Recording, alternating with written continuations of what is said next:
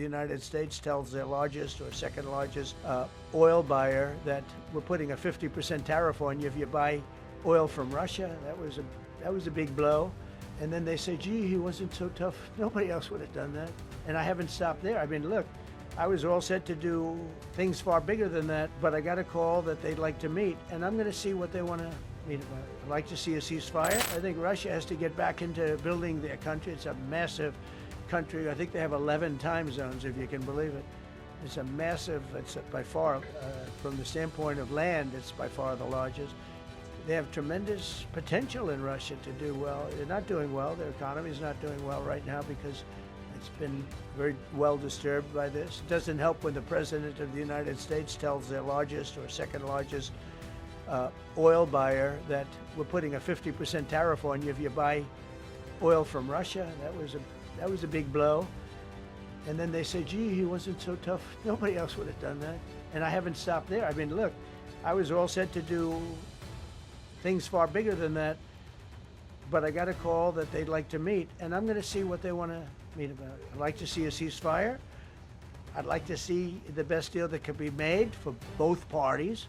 You know, it takes two to tango, right? So ultimately, I'll have a meeting next week. I had a great relationship with him, considering the fact that, you know, I was not nice to him because of the pipeline. I ended the pipeline. I also gave the javelins. Do you ever hear of a javelin?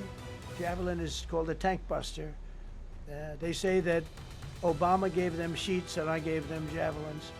If it weren't for me, all those tanks that were destroyed at the first days of the war because the tanks got stuck in the mud, some commander made a better, you know, they would have been in Kiev in 4 hours going down the highway. But a Russian general made a brilliant decision to go through the farmland instead.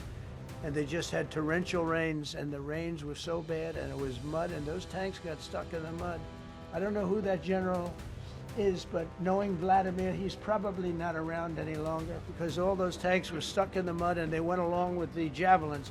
I gave them the javelins. You know that, right? I gave them javelins. They gave them sheets. But I'm going to meet with President Putin, and we're going to see what he has in mind. And if it's a fair deal, I'll reveal it to the European Union leaders and to the NATO leaders, and also to President Zelensky. I think out of respect, I'll call him first, and then I'll call them after. And I may say, lots of luck, keep fighting, or I may say we can make a deal. I will tell you this, I've seen a poll coming out of Ukraine. 88% of the people would like to see a deal made. And if you go back 3 years, everybody was gung-ho for war. You know, everybody's gung-ho for war until you have it. It's an amazing thing. I had it with a couple of countries where I couldn't get a deal done with one particular country. And I just couldn't. The guy's great. He's a friend of mine. Great. Good leader. Tough as hell. I couldn't get the deal done. And then he went into war for a short period of time. You know where I'm talking about. First term. And it was nasty. Guys being killed all over the place.